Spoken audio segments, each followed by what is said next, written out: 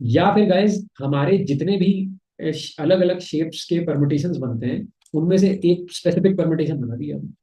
तो जैसा कि मैंने आपसे बोला कि परम्यूट डिम्स और जो आपका स्वेप एक्सेस फंक्शन है उसका एक स्पेसिफिक केस मान सकते हो आप ट्रांसपोज को। ठीक है। और गाइज अगर आप चाहें तो आप ARR.T भी लगा सकते हो।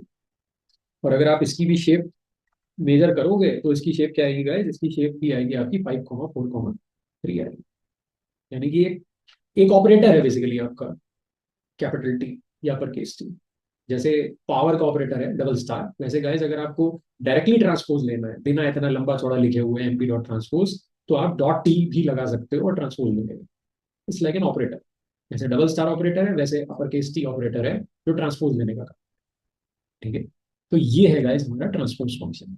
ठीक है, एक्सेस स्वैप कर देगा ये, सॉरी एक्सेस का ऑर्डर रिवर्स कर देगा या एक्सेस का ऑर्डर फ्लिप कर देगा।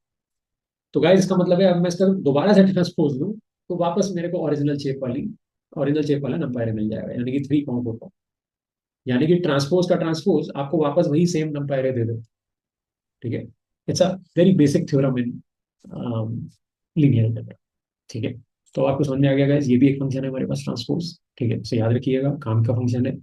परम्यूट डायमेंशन याद रखिएगा, permute dims, swap access function याद रखिएगा, बहुत काम के फंक्शन है।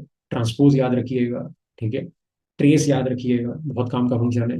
ठीक है। सम याद रखिएगा, मीन याद रखिएगा, मीडियन, कोवेरियंस मैट्रिक्स अगर निकालनी है, COV वेरिएंस निकालना है, रो वाइज कॉलम वाइज पूरी मैट्रिक्स के एलिमेंट्स का वेरिएंस निकालना है, स्टैंडर्ड डेविएशन कैलकुलेट करना है। ये सारी चीजें बहुत इंपॉर्टेंट है। मैट्रिक्स मल्टीप्लिकेशन निकालना है, डॉट प्रोडक्ट निकालना है।